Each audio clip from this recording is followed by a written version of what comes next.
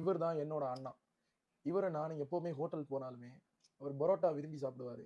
இவர் பரோட்டா சாப்பிடுற ஸ்டைல பார்த்தாலே எனக்கும் பரோட்டா வேணும்ன்ற ஆசை தூண்டப்படும். இருந்தாலும் பல்ல இறுக்கி கடிச்சிட்டே பரோட்டா சாப்பிடாம பரோட்டாவை தவிர வேற என்ன இருக்கு அப்படின்னு கேட்பேன். வேற வழி இல்லாம சப்பாத்தி கொடுங்க, தோசை கொடுங்கன்னு நான் கேட்டு சாப்பிடுவேன். பொதுவாவே பரோட்டான்ற பேரை கேட்டாலே ஹோட்டல்ல போகும்போது நம்ம எல்லாருக்குமே சாப்பிடணுன்ற கிரேவிங்ஸ் வரும். ஏன் அந்த மாதிரி ஒரு கிரேவிங்ஸ், ஒரு ஆர்வம் நமக்கு தூண்டப்படுதுன்றது பலருக்கும் ஒரு தெரியாத புதிரா இருக்கும். வீடியோல தெரிஞ்சுக்கலாம். நான் டாக்டர் கிருஷ்ணன் லியோ. வீடியோ ஃபுல்லா பாருங்க. பர்த்டே ஃபங்க்ஷன் இல்ல ஃப்ரெண்ட்ஸ் மீட் பண்றோம், ஒரு கொலாபரேஷன், ஒரு 4 பேர் சேர்ந்தாலே ஒரு சாப்பாடுன்ற ஒரு எண்ணம் வந்தாலே பரோட்டா அங்க ஒரு முக்கிய பங்கா ஆட்டுது.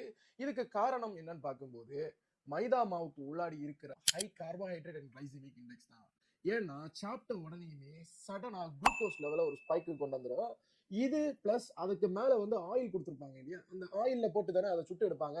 அந்த ஃபேட்டும் இந்த கார்போஹைட்ரேட்டும் நமக்கு மூளையோட பிளஷர் டோப்பமைன்ற கெமிக்கலை ஹைப்போதலாமஸ் என்ற பிரெயினோட ஏரியா ட்ரிகர் பண்ணி ரிலீஸ் பண்றதுக்கு முக்கிய பங்களிப்பாட்டுது. ஒரு மதுபானம் குடிக்கக்கூடியவர், ஒரு ஸ்மோக் பண்ணக்கூடியவருக்கெல்லாம் இந்த டோப்பமைன்றது வெளியில வரும். ஸோ அதே மாதிரி தான் ஒரு சில உணவுகள்லையும் வரும்.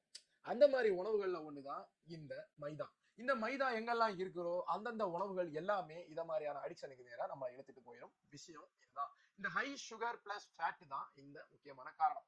சரிங்க, சுகர் கொஞ்சம் அதிகமா இருக்கு, ஃபேட் அதிகமா இருக்கு, ஆனா நமக்கு ஏன் சப்பாத்தி சாப்பிடும்போது அந்த கிரேவிங் வரல நாக்குல அப்படின்னு பாத்தீங்கன்னா, அதுல சுகர் ஸ்பீடா இன்க்ரீஸ் ஆகாது. ஏன்னா கொஞ்சம் ஸ்லோவா தான் இன்க்ரீஸ் ஆகும். அதோட கிளைசிமிக் இண்டெக்ஸ் பாத்தீங்கன்னா ஒரு 55 60 இந்த மாதிரி பார்டர்ல நிற்கும். நம்ம மைதா மாவு சாப்பிடும்போது ஒரு 85 90 இப்படி ஹை ஆன லெவல்ல இழுத்துட்டு போறதுனால நமக்கு சீக்கிரமான ஒரு பிளஷர் நம்ம பிரெயின்ல ரிலீஸ் ஆகுது. மைதா மாவை நம்ம தொடர்ச்சியா இப்படியே நம்ம சாப்பிட்டுட்டு வர்றோம் இல்லையா, இப்படியே சாப்பிட்டுட்டு வரும்போது நாளடைவில் நமக்கு இன்சுலின் ரெசிஸ்டன்ஸ் உருவாகும்.